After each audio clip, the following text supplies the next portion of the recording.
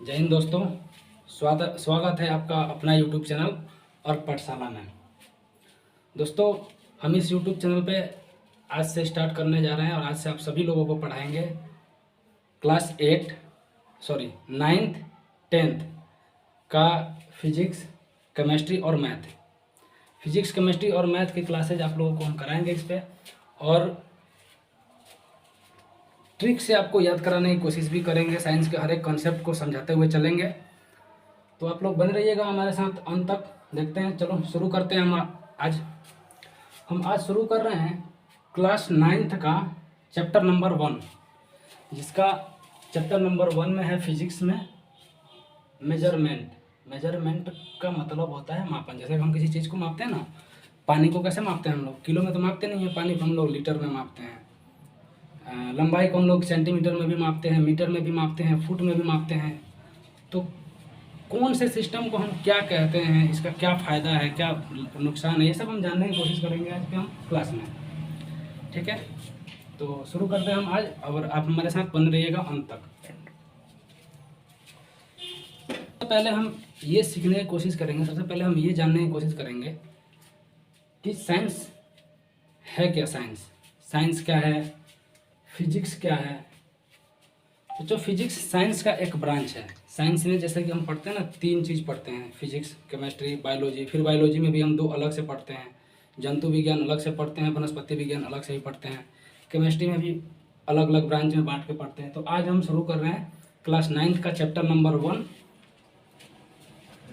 Measurement, मापन। Chapter शुरू करने से पहले हम साइंस के बारे में कुछ बेसिक चीज़ें जानना चाहते हैं कि आखिर साइंस कहते किसको है। तो बच्चों, आधुनिक युग जो है वो विज्ञान का युग है। आधुनिक युग ही विज्ञान का युग है। अब बात आती है कि आधुनिक युग कहते किसको है। तो आधुनिक युग का मतलब हुआ जो हमारा अभी का युग है, जो अभी युग चल रहा है, इसको हम कहते हैं आधुनिक युग। आधुनिक युग मीन्स नया वाला युग। जैसे कि इसके पहले हम पहले के युग की बात करें तो उसको हम कहते हैं प्राचीन युग। क्या कहते हैं? प्राचीन युग। प्राचीन युग में क्या था? लोग बैलगाड़ी से चलते थे, सिंचाई के साधन नहीं थे, संचार का साधन नहीं था। वो प्राचीन युग था। और आज के युग को क्या कहते हैं? आधुनिक युग। तो वही देखो, आधुनिक युग ही विज्ञान का युग है। कंप्यूटर, टीवी, रेडियो इत्यादि मीन्स और भी बहुत सारे साधन आप लोगों को पता होगा, इत्यादि साधन विज्ञान की ही देन है। कंप्यूटर का आविष्कार हुआ है, टीवी का आविष्कार हुआ है, रेडियो का आविष्कार हुआ है। तो किसकी वजह से हुआ है? विज्ञान की वजह से हुआ है। अगर विज्ञान नहीं होता तो इन सब चीज़ों का आविष्कार नहीं हो पाता। इसके अतिरिक्त हमारे दैनिक जीवन में भी अनेक ऐसे क्षेत्र हैं जो विज्ञान से प्रेरित हैं। इन सब के आविष्कार को अगर आप छोड़ भी दो तो हमारे दैनिक जीवन में ऐसे ऐसे चीज़ें जो विज्ञान से प्रेरित हैं। अगर विज्ञान नहीं होता, इसका मतलब ये हुआ, जो विज्ञान से प्रेरित हैं, इसका मतलब ये हुआ कि अगर विज्ञान नहीं होता तो हमारा दैनिक जीवन जीने में भी बहुत कठिनाई होती थी। पहले जब विज्ञान का इतना साधन विकसित नहीं था। जैसे कि आप एग्जाम्पल के तौर पे ये समझ सकते हो, आप लोगों ने सुना होगा, देखा भी होगा कि पहले अपनी बातों को दूसरे जगह पहुंचाने के लिए क्या करते थे?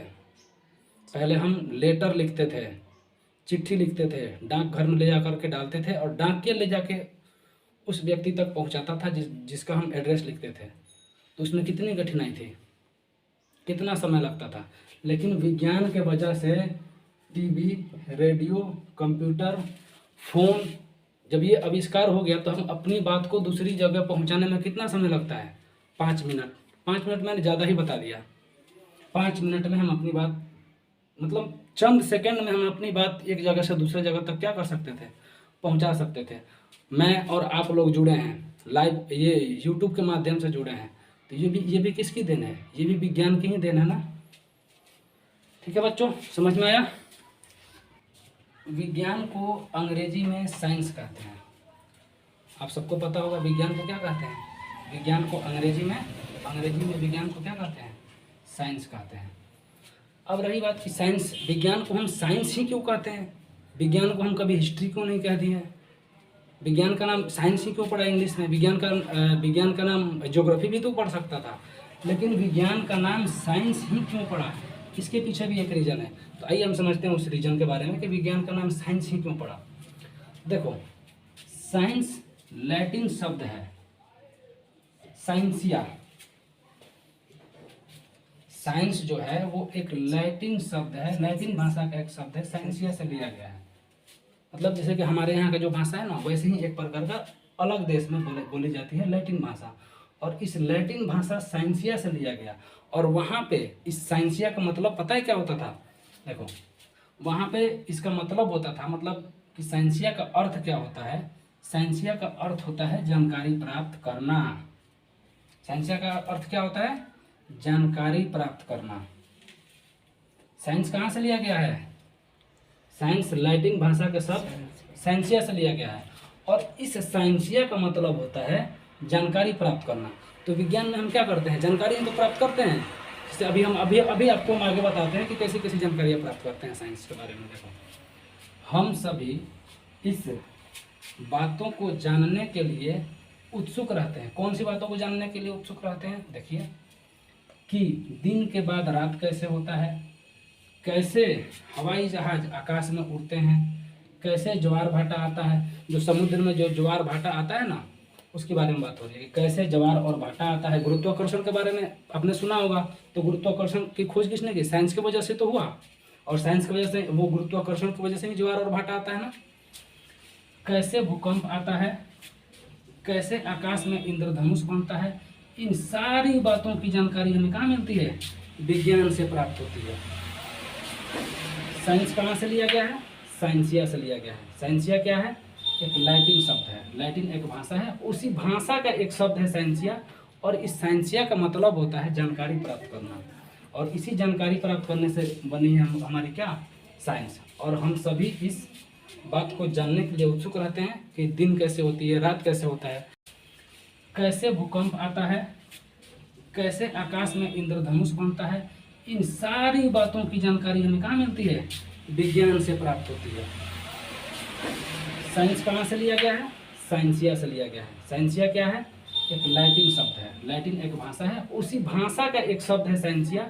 और इस साइंसिया का मतलब होता है जानकारी प्राप्त करना।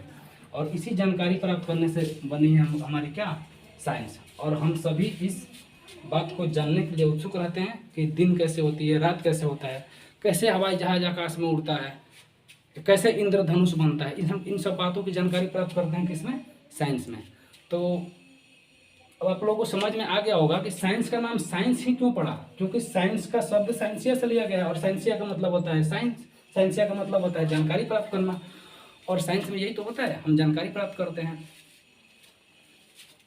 अतः साइंस का परिभाषा हम ये दे सकते हैं कि अतः हम कह सकते हैं कि मनुष्यों के अवलोकन एवं प्रयोगों से प्राप्त वास्तविक एवं क्रमबद्ध ज्ञान एवं ज्ञान को क्या कहते हैं? विज्ञान कहते हैं। मनुष्यों के अवलोकन एवं प्रयोगों से प्राप्त वास्तविक एवं क्रमबद्ध ज्ञान के विज्ञान को क्या कहते हैं? क्रमबद्ध ज्ञान को क्या कहते हैं? विज्ञान कहते हैं। अब देखो, अवलोकन क्या होता है, अवलोकन का मतलब क्या होता है, फिर प्रयोग का मतलब क्या होता है, और कैसे अवलोकन से प्रयोग तक हम लोग पहुंचे, इस बात को समझते हैं। जैसे कि पहले के ज़माने में, अभी देखो आधुनिक युग क्या है? आधुनिक युग विज्ञान का युग है ना। लेकिन पहले के युग में क्या, पहले के युग को क्या कहते थे हम? प्राचीन युग कहते थे। तो पहले के प्राचीन युग में क्या होता था? हम चंद्रमा को दूर से देखते थे, चंद्रमा को लोग दूर से देखते थे, कहते वो देखो चंद्रमा, वो देखो तारे, वो देखो ये, वो देखो यो। लेकिन तो जो देखना है ना, वो देखना को ही हम लोग अवलोकन कहते हैं। तो पहले हम लोग देखें उस चीज़ को, फिर वहाँ पे जाने की जिज्ञासा हुई हमारी कि कैसे हम वहाँ पर पहुँचे, कैसे वहाँ के बारे में हमें जानकारी प्राप्त हो। फिर अवलोकन करते करते प्रयोग करने लगे, फिर वहाँ तक पहुँचने के लिए प्रयोग करने लगे। कौन सा प्रयोग किया जाए कि हम वहाँ पे पहुँच जाए, कौन सा प्रयोग किया जाए, कौन सा एक्सपेरिमेंट ऐसा किया जाए कि हम उस चीज़ के बारे में जानकारी प्राप्त करने लगे। तो वही होता है कि और पहले देखते हैं फिर प्रयोग करते हैं। तो अवलोकन, जो हम लोगों ने देखा और जो प्रयोग किया और उससे जो प्राप्त हुई जानकारी, उससे जो हमें वास्तविक एवं क्रमबद्ध ज्ञान जो हुआ, जो हमें जानकारी प्राप्त होती है, उसी को तो विज्ञान कहते हैं। तो आप लोगों को समझ में है विज्ञान की परिभाषा। और विज्ञान क्या है, विज्ञान में हम किस किस चीज़ के बारे में पढ़ेंगे, आगे हम पढ़ेंगे। हर एक चीज़ के बारे में पढ़ेंगे कि जहाज कैसे उड़ता है, दिन और रात कैसे होता है, भूकंप कैसे आता है, ज्वार और भाटा कैसे आता है। इन सब चीज़ों के बारे में हम डिटेल्स में पढ़ेंगे, विस्तार में पढ़ेंगे। अभी आप लोग बताओ कि क्लास कैसी लगी।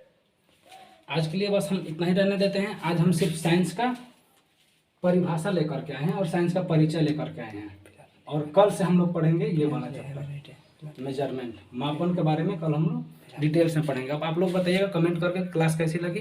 क्लास अगर अच्छी लगी हो तो लाइक, शेयर एंड सब्सक्राइब जरूर कीजिएगा। मैं आप लोगों को पूरा एंड तक पढ़ाऊंगा और हर एक चीज़ कंसेप्ट के साथ एक एक शब्द ऐसे ही समझा करके पढ़ाऊंगा। ठीक है दोस्तों, चलो जय हिंद।